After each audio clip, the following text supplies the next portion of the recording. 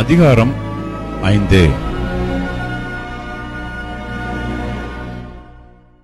நான் திரும்பவும் என் கண்களை ஏறெடுத்து பார்க்கையில், இதோ பறக்கிற ஒரு புஸ்தகச் சுருளை கண்டேன்.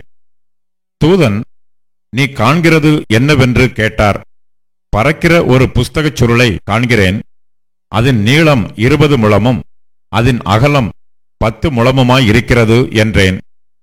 அப்பொழுது அவர், இது பூமியின் மீதெங்கும் புறப்பட்டு போகிற சாபம். எந்த திருடனும் அதன் ஒரு புறத்தில் இருக்கிறதின்படியே அழிக்கப்பட்டு போவான். ஆணையிடுகிற எவனும் அதன் மறுபுறத்தில் இருக்கிறதின்படியே அழிக்கப்பட்டு போவான்.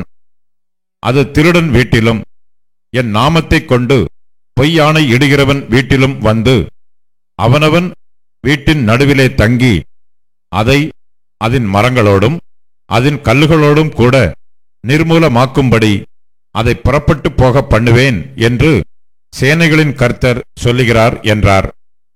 பின்பு என்னோடே பேசின தூதன் வெளியே வந்து என்னை நோக்கி, நீ உன் கண்களை ஏறெடுத்து புறப்பட்டு வருகிறதை என்னவென்று பார் என்றார். அது என்னவென்று கேட்டேன். அதற்கு அவர், அது புறப்பட்டு வருகிறதாகிய ஒரு மரக்கால் என்றார்.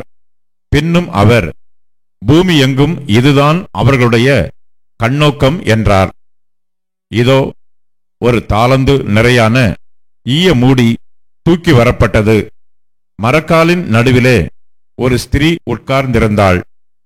அப்பொழுது அவர், இவள் அக்கிரமக்காரி என்று சொல்லி அவளை மரக்காலுக்குள்ளே தள்ளி ஈயக்கட்டியை அதன் வாயிலே போட்டார்.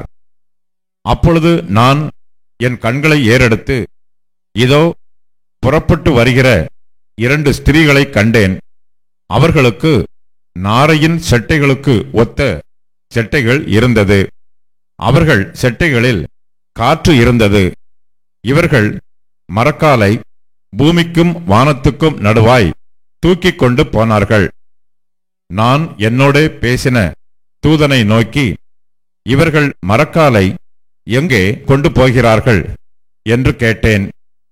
அதற்கு அவர், சினையார் தேசத்திலே அதற்கு ஒரு வீட்டை கட்டும்படிக்கு அதை கொண்டு போகிறார்கள். அங்கே அது ஸ்தாபிக்கப்பட்டு தன் நிலையிலே வைக்கப்படும் என்றார்.